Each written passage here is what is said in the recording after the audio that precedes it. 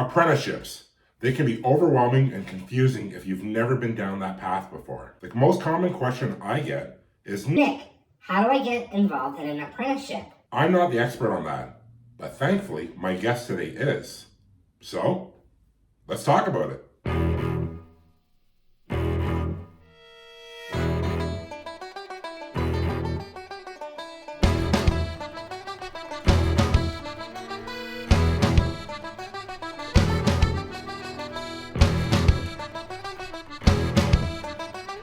My guest today has been an employment training consultant for the last 7 years with the Ministry of Labor, Immigration, Training and Skills Development.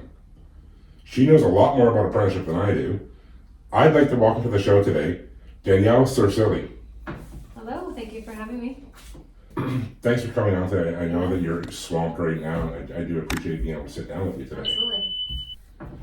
We're going to jump right into some questions here, and then for we'll sure. explain what we have going on here today. Okay. Can you describe your role as an employment consultant and the support you provide to an employer and an employee in an apprenticeship? Okay, so as an employment training consultant, you're working with both the employer and the apprentice. So from the start of apprenticeship, when an apprentice wants to apply for an apprenticeship, all the way to the end when an apprentice goes to complete. I would say we work with apprentices all the way through. We always encourage them to connect with us if they have any questions or concerns. Same thing for employers. If they have questions to connect with us, we provide that support. Could you please outline the steps necessary to become an apprentice here in Ontario? For sure. So first you have to have an employer that is willing to sponsor you as an apprentice. So if you find an employer that's willing to do that, you can submit an application directly through the Skills Trades Ontario website and create an account. And through that account, through the portal, you can submit the application. Once the application is submitted through that portal, it'll come to the employment training consultant. We'll determine eligibility when you receive the application, and then based on that, they will connect with the employer and the apprentice. Okay. So once that happens and we determine eligibility, we'll connect with the employer and the apprentice and start a training agreement. So we'll email a training agreement out, which is essentially an agreement between the ministry, the apprentice, and the sponsor. So I'll email a training agreement out to the employer and then advise the employer that they are responsible for reviewing that training agreement with the apprentice. The apprentice and the employer have to sign that agreement, and then it's sent back to the employment training consultant for registration. I always say to apprentices, training agreement is not official until it is registered by the ministry. So once the employment training consultant registers a training agreement, that is officially when an apprentice becomes registered as an apprentice. At that time, we will email back the signed training agreement, and then we will input schooling preferences into our system, and that apprentice will be put on a wait list for school. Then Skills Trades Ontario will connect with the apprentice and they will welcome them to the trade. They do get kind of like a welcome letter that tells them where to go and where to download their training standards so they can get that started. Sounds like a pretty streamlined process these days. Pretty streamlined, yeah, pretty easy. What options are available for those that are not currently in school? Are pre-apprenticeships still a thing? And can you highlight any programs that might assist a person that's out of school right now? Yeah, absolutely. So apprentices can start as early as age 16, as long as they have a parent or guardian consent. Keep in mind though, there's an education requirement for most trades. Some of the trades are grade 10 and some of them are grade 12. Pre-apprenticeships are for those people that want to start an apprenticeship, but they lack the skills and the trade experience in order to gain employment. So there's several organizations, often some community colleges offer pre-apprenticeships. So they'll finish up a course and it'll teach them job readiness and trade experience so that they can gain employment in an apprenticeship. I usually tell people to kind of search it up. I know here in London there's a few organizations and that they can just search up online and connect with them directly. Yeah, there seems to be a lot of these organizations that provide a those lot. services. There's so many, and it gives people the opportunity to gain that experience that they didn't have before they started. Right. So it's a good avenue for a lot of people. There are 144 skilled trades in Ontario. Can you briefly identify the 4 sectors and some of the exciting careers outside of the construction sector? Absolutely. So you have your construction sector, your industrial, your motive power, and your service industry. So I'm going to give you some examples. Industrial millwright, mechanic, you have your truck and coach technician, automotive service technician, got welder, developmental service worker, baker, painter and decorator. There's so many options out of 144.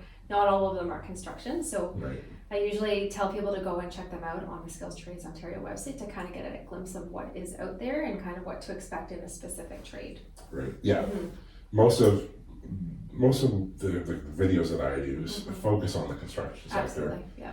And I think most people are pretty familiar with the construction For sector sure. when they think about skills, Yeah. but there's a large portion of the population that doesn't realize that there are so many careers So many. outside of construction. Yeah, so many. And sometimes people are like, oh, I didn't realize that was a trade, right? So it's good for people to kind of get that exposure, like go check out the website and check them out. Mhm. And then it kind of gives you a description, and then I usually say, go check it out, and it gives you a description. Oh, I think I'd be really good at that. Mhm. So it's not just construction, like there's so many different Right. ways. Yeah, So before we jump into the next question, what I prepared today it's delicious. is a copycat lemon loaf and cake pops based on Starbucks varieties that they have. Awesome.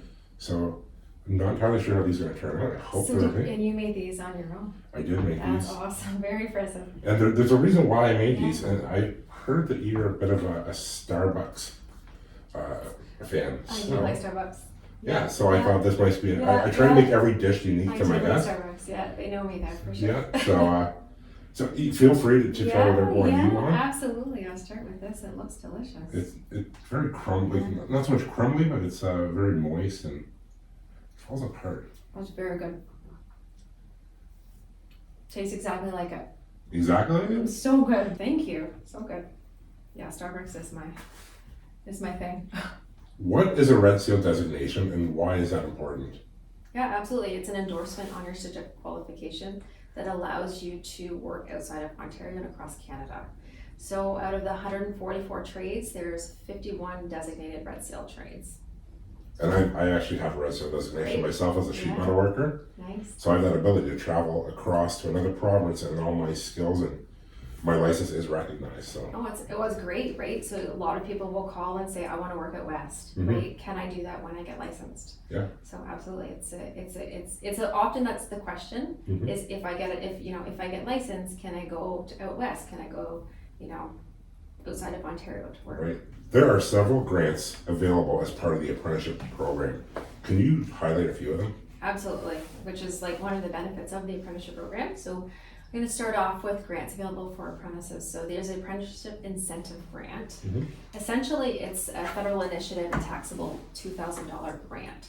So when an apprentice successfully completes a level in school, so for level 1 they get $1,000, for level 2 they get another $1,000. So it's kind of an incentive to go to school and complete, and then they get money back, Mhm. essentially. Right. I'm going to go with the completion bonus. That's a big one. So apprentices that are registered in a Red Seal trade, when they go and pass their exam and they receive their certificate of qualification, they get an additional $2,000. Wow. So other apprentices that are not in Red Seal trades, for non-Reds, it's the completion bonus, and they get additional $2,000 as well. Okay. I always like to mention the tools grant because that grant is to help apprentices that are in training that need to buy equipment or materials for the trade. Right. So it's typically $400 to $1,000 depending on the trade that they're registered in. But I do find like a lot of apprentices accessing that grant, and it's non-repayable. So it's a Right. good one. Yeah. And then there's also the employer incentive grant. That's a big one. That's a new one. So that's essentially for employers. So as an apprentice progresses through the apprenticeship program and they meet certain milestones in completion, Mhm. they can be eligible up to $17,000 in incentives. Oh, really? So based on eligibility for new and existing apprentices if they meet certain criteria. So it's a big one. We often have employers, calling us and saying, so what do we get? Mm-hmm. Do we get any money back for hiring an apprentice? So that is a really, really good grant that a lot of people are interested in. I bet. I never even heard of that one before. So Yeah. I just wanted to highlight you were talking about the tools grant, Yeah. which under the previous Mhm. system it was a loans for tools program. So now it's like you highlighted, it's not repaid. You don't have to repay it. Yeah. So that's a phenomenal change to the Absolutely, apprenticeship. absolutely. And depending on the trade that you're registered in, there's certain tools that some of them are quite expensive. So Absolutely. it does kind of give back and it helps apprentices purchase things that they may not be able to do so without that grant, so it's good. For that one, you do have to finish up your level 1, Right. and then they send you an invitation to apply for the grant. So Okay. apprentices that have done their level 1 in school can apply for the grant. What is the most reoccurring question that an apprentice asks you? Oh, when am I going to school? Oh, I bet. Question, yeah, that question we get often. I would say at least 2-3 times a week, I usually get that question. So how the schooling works is when an apprentice registers, we put them on a wait list for school based on that registration date. So when their spot becomes available on the top of the wait list, they'll get a call for school. Typically, apprentices wait 1 year before they get called for level 1. So I usually tell apprentices, you continue to work, build on those skills and your hours. Some apprentices will call and say, I've got 1,500 hours, how come I haven't been called? But I always reinforce it's your registration date. Can you explain recent changes to the apprenticeship process and why there's never been a better time to pursue these pathways? Well, I think applying for apprenticeship is so easy and simple now. So essentially, if an apprentice wants to become an apprentice in Ontario, you simply go to Skills Trades Ontario and create an account, and you can actually submit an application right through the portal. Okay. And there's so many new and exciting things that are updated all the time. And in that portal, apprentices will have the ability to download the training standard, submit a change of sponsor form if they change employers, and also view their exam results, which is really big for apprentices now. Oh yeah, for sure. It's huge, yeah. And I think now that we're more digital, it's just easier for apprentices to access information about the trade or information about their apprenticeship, and so on. I went on the Skill Trades Ontario several times. It does seem very user friendly. Yeah, and they also have the digital training standard, which I'm finding a lot of apprentices like. Mm-hmm. They'd like to see that. The exam results is a big one. I think people are really happy to be able to have access to that. Oh, absolutely, I'm sure, yeah. For sure.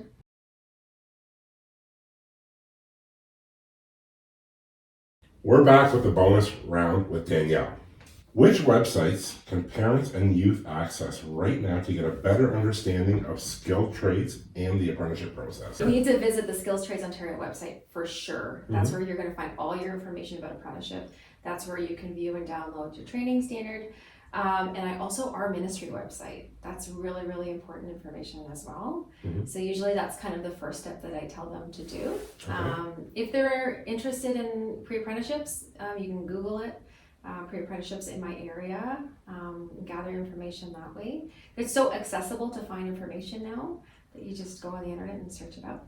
But definitely Skills Trades Ontario and our ministry website is where I would direct anybody if they're looking for information. Okay, yeah, and we touched on it a little bit earlier too, that there are countless organizations out there right now. Yes, yeah. Depending on your region, Yeah. it's some of these are regionally based and they're easy to find. Right? Absolutely, because you don't know unless you look. But I had an apprentice the other day call me just to say how easy it is to access things and access information, which is really good, right? Especially when you move towards a digital kind of format of information. I just came back from a vacation in Ireland, and I'm off to Boston in May. You shared that travel is a huge hobby of yours. Where have you been, and what has been your most memorable vacation? Yeah, I love traveling. I was just in Costa Rica not that long ago with my family. I would have to say Europe is my favorite. I love traveling Europe.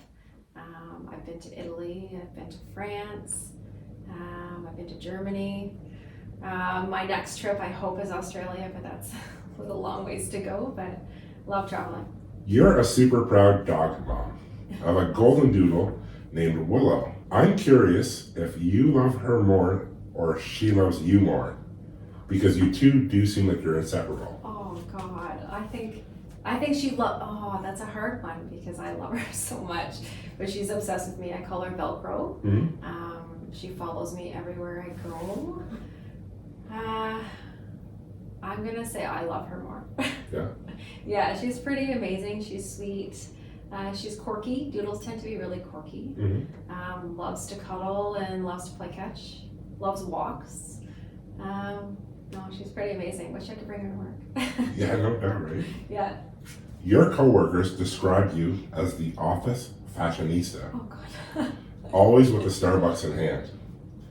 Is it difficult being an icon And does it ever get exhausting?